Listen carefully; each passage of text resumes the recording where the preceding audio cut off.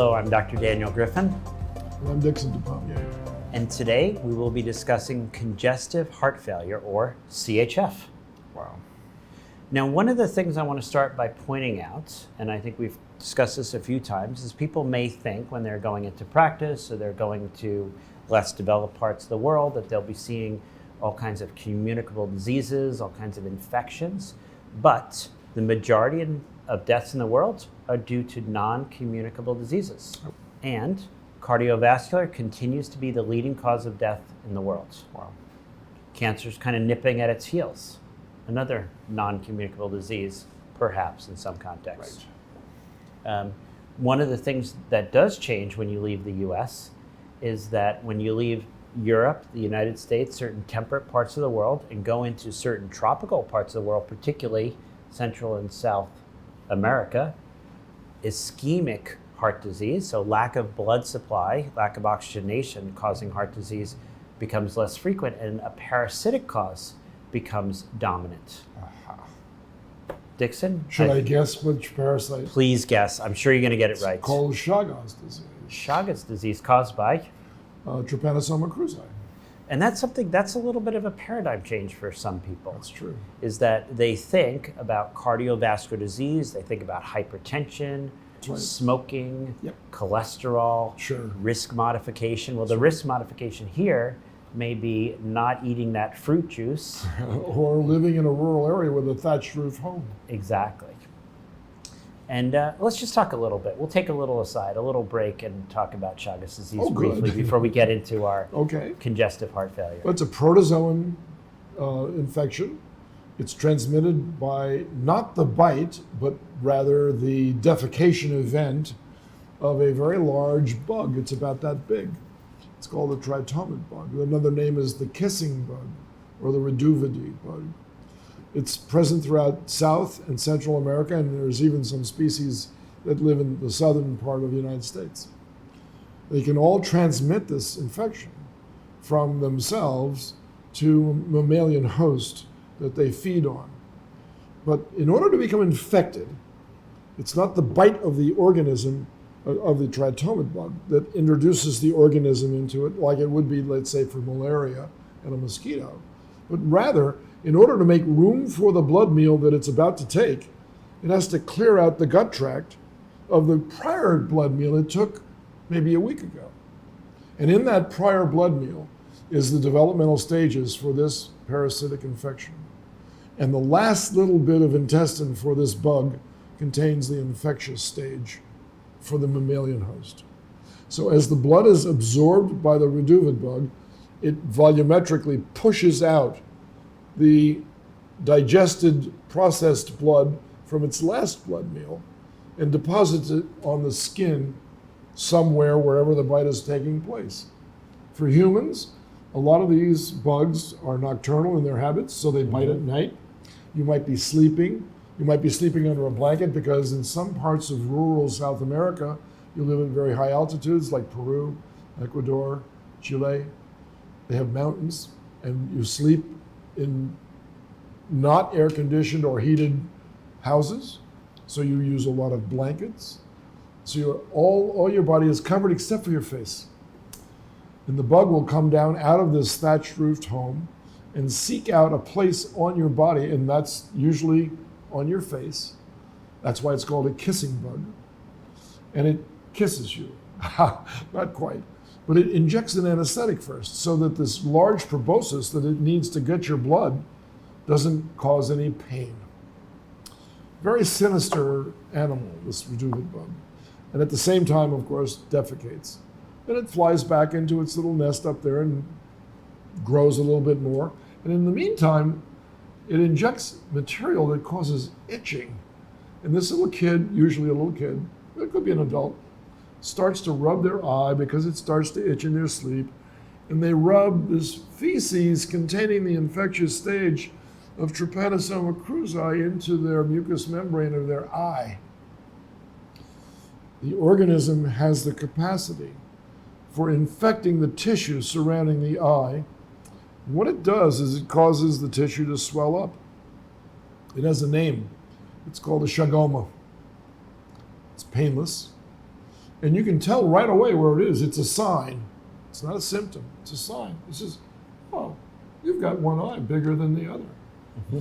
If you go to the pre-Columbian figurines that were carved or made out of clay by the Mayans and the Incas, in the Anthropological Museum in Mexico City, you can find one of those with one eye that's bigger than the other as a representation of Chagas disease that dates back to the time before Columbus landed in the New World. At any rate, it's been around a while. The sequelae is even more sinister because while there's no pain associated with this and nobody says, well, he's got Chagas disease, what are we going to do? Well, just let it run its course. It's not going to kill you. Well, it's not going to kill you as a kid, but this organism from this point on is an intracellular parasite for the most part. And it spreads slowly throughout the body. And it has a penchant for cardiac tissue and nervous tissue. The myenteric plexus, the nervous system that stimulates the gut tract to contract, that's affected. And 30 years later, 30 years, 40 years later sometimes, as this disease progresses and your heart begins to enlarge and you begin to get into cardiac insufficiency because it can't pump the blood as well as it should, you begin to suffer from symptoms. And there are several varieties of this. But the point is that it's a late onset disease. And in fact, if you look back in the history of cardiac transplants, the fourth person to ever receive a heart was a Chagas disease victim. Yeah. So this is, I think, important when we're looking at heart failure. We leave the developed world. We still have a large number of patients with ischemic heart disease, but now we also have infective issues, so Chagas disease. Yeah. And we also, in other parts of the world, rheumatic heart disease can be a major That's cause huge. of Absolutely. valvular conditions leading to That's right. congestive heart failure. So it changes a little when you leave the developed world, and so I think that's important to think about what's in your local area. So your clinical disease is going to be somewhat similar, I will say. We talk about forward and backward flow symptoms. So one of the things that a patient might present with, so sort of backup high pressure issues, is they may have swelling of their legs, so-called pitting edema. You know, when you push on the legs, you actually can leave a thumbprint because the swelling gets to be so bad. A lot of patients will tolerate this, will not notice it, will not complain about it, so to speak. Yeah, it doesn't hurt.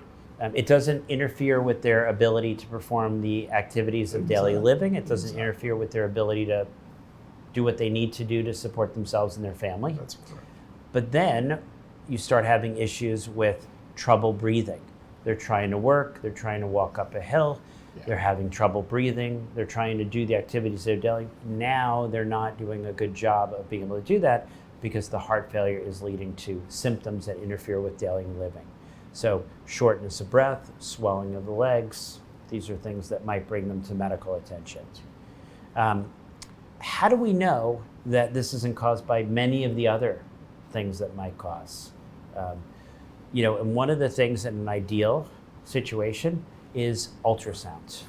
And ultrasound is actually becoming more available in many parts of the world. There's actually now a portable device, not much larger than would fit in my hands, not much larger than maybe one of these smartphones, where you can actually do an ultrasound and look at heart function. So inexpensive technology is allowing us to make these diagnoses in a slightly better way. But again, you're going to need someone who's a competent technician, competent clinician who can read and interpret these images.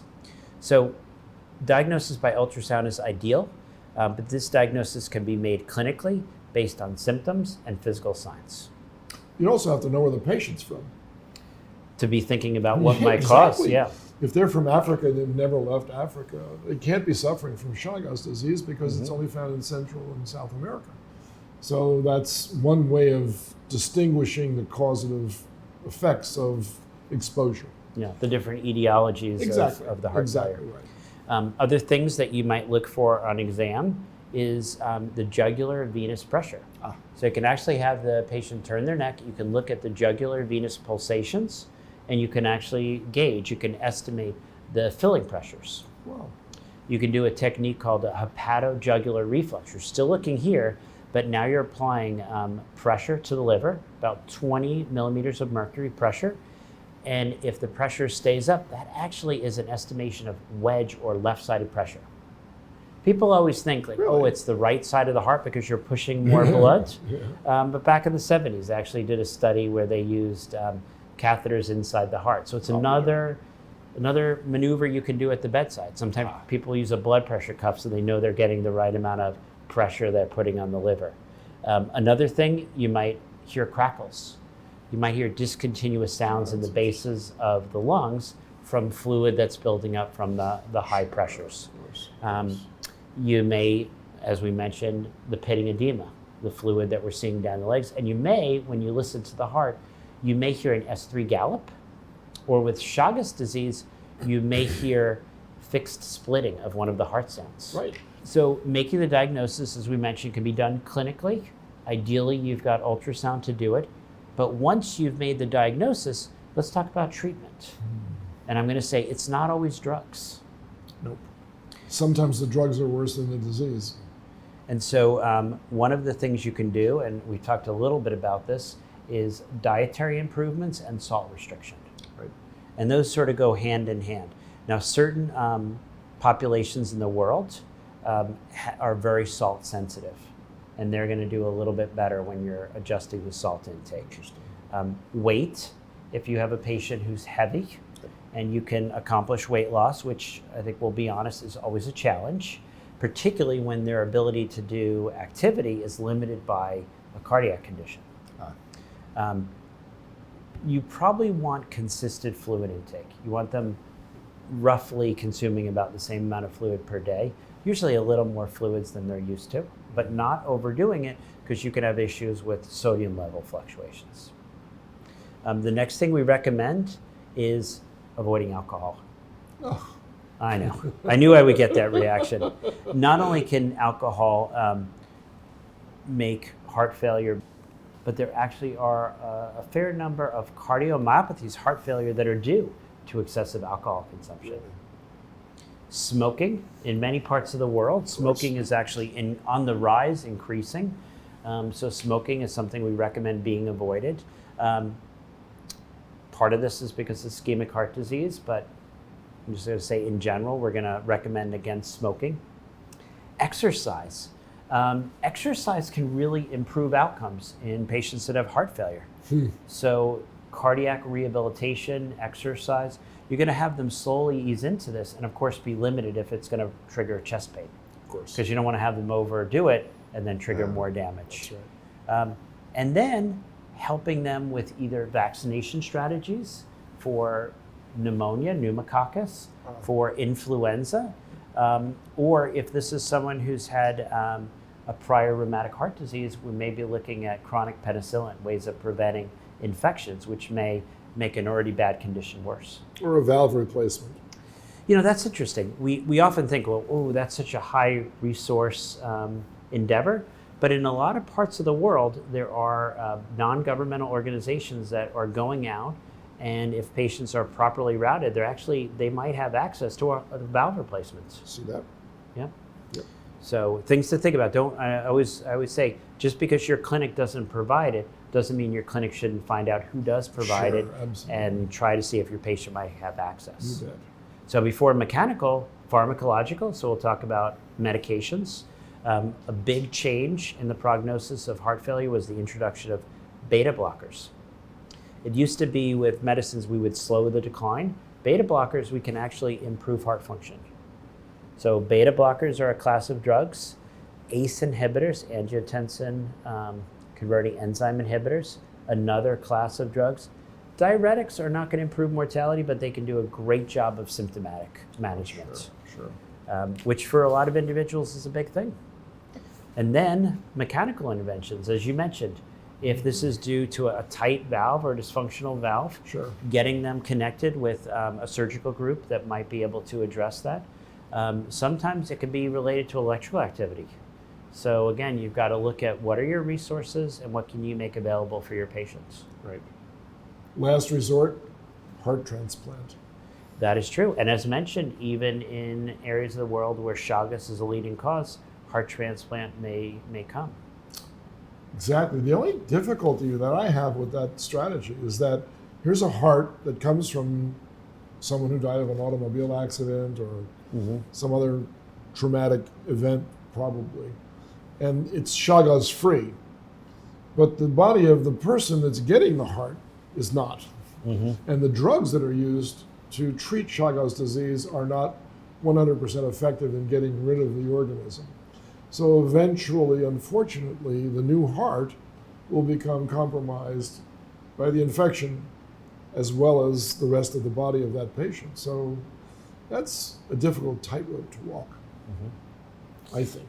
Yeah. All right. Well, if people want to learn more about Chagas, we encourage you to listen to some of our other lectures at Parasites Without Borders. You can listen all about Chagas, which I would say if you're going to go to an area of the world with a Chagas, you should know about that because that is going to be important to know in your treatment, management, diagnosis of heart failure. You bet. So thank you for spending time with us and discussing heart failure, and we look forward to seeing you again. See you next time.